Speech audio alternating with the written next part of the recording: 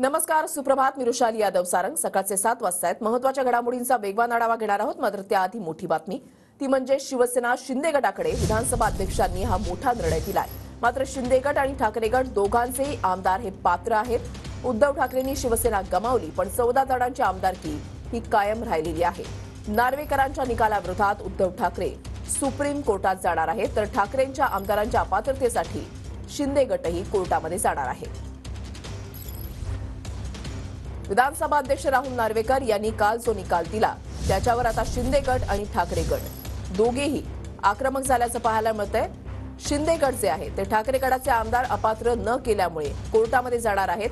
तर ज्या पद्धतीने नार्वेकरांनी निकाल दिलेला आहे आणि शिंदे गटामधल्या आमदारांवर कुठल्याही प्रकारे अपात्रतेची कारवाई न करण्यात आल्यामुळे ठाकरे गट सुद्धा आक्रमक झालेला आहे आणि नार्वेकरांच्या निर्णयाविरोधात ठाकरे गट कोर्टामध्ये जाणार आहे. तर खरी शिवसेना आम्हाला मिळाली, असं एकनाथ शिंदे यांनी प्रतिक्रिया दिलेली आहे. महत्त्वाची बातमी आपण पाहताय. हुकुमशाही पद्धतीनं पक्ष चालवणाऱ्यांना मोठा झटका बसलेला आहे. निकालानंतर मुख्यमंत्री शिंदेंनी उद्धव ठाकरेंवर निशाणा साधलेला आहे. गोगावलेंची याचिका फेटाळली, अध्यक्षांवर दबाव होता का, चर्चा करू असं देखील त्यांनी म्हटलंय. विरोधकांच्या आरोपांमुळे परिणाम झाला का, यावर चर्चा करू असं देखील एकनाथ शिंदे यांनी म्हटलेलं आहे.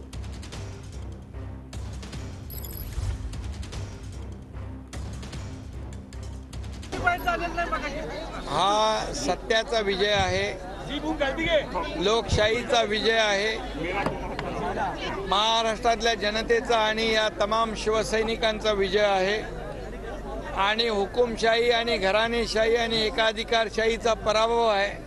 कुणालाही पक्ष स्वतःची खाजगी मालमत्ता प्रॉपर्टी समजून कुठलाही असा मनमानी निर्णय घेणाऱ्यांना एक मोठा झटका आहे.